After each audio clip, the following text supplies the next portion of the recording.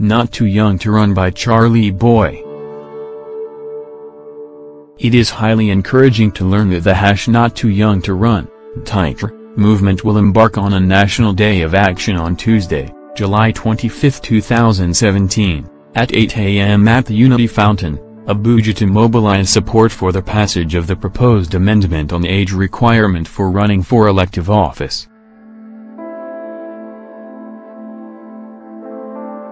It's no longer news that the Senate and House Committee on Constitution Review have terminated the Not Too Young to Run bill. When the bill passed the first and second reading, there was an outburst of emotions across the nation, particularly among the youths who, by the way, dominate the population of the nation. Indeed, it felt like our lawbreakers were beginning to take their jobs seriously, though they would later prove themselves as irrational, unserious, and greedy.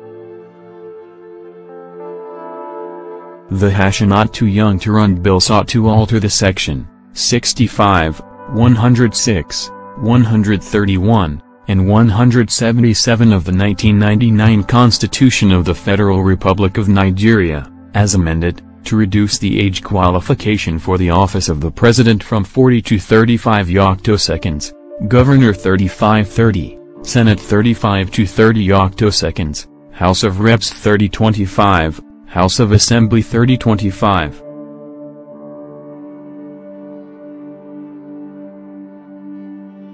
The bill also advocated for an independent candidate in our electoral system.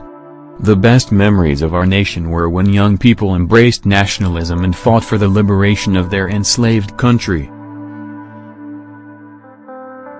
A succinct look at global leadership trends today shows that the role of leadership is tilting towards the younger persons: France, Belgium, Qatar, North Korea, Tunisia, Greece, Canada, Poland, Georgia, and so on. Economy-wise, these countries are doing great, too. The big question, however, is, are the present crop of Nigerian youths qualified for leadership? To that, I say a big yes. When we talk about our youths, all focus must not be on the youths residing in Nigeria alone. Globally, many young Nigerians are doing the country proud and excelling in their different fields of endeavor. And yes, I have met some exceptional young Nigerians within the borders who have qualities of good and visionary leadership.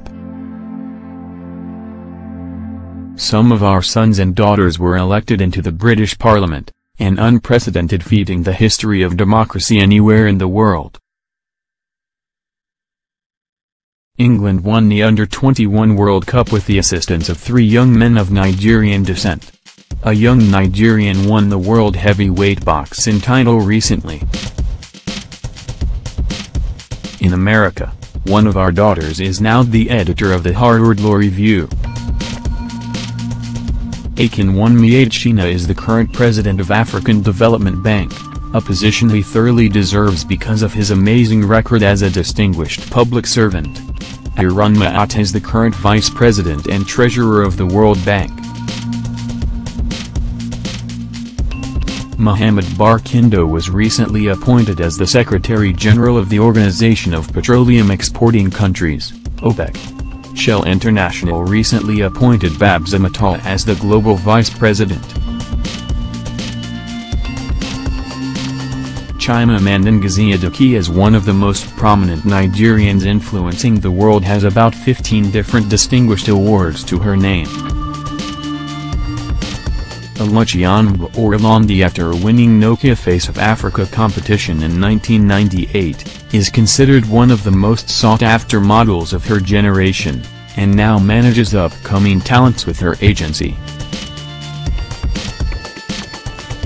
Models in South Africa, the Nigerian-American physician, forensic pathologist, and neuropathologist has gone down in history as the first to publish findings on chronic traumatic encephalopathy, changing the face of sports medicine as we know it. Young people both home and abroad need to know that they are at war.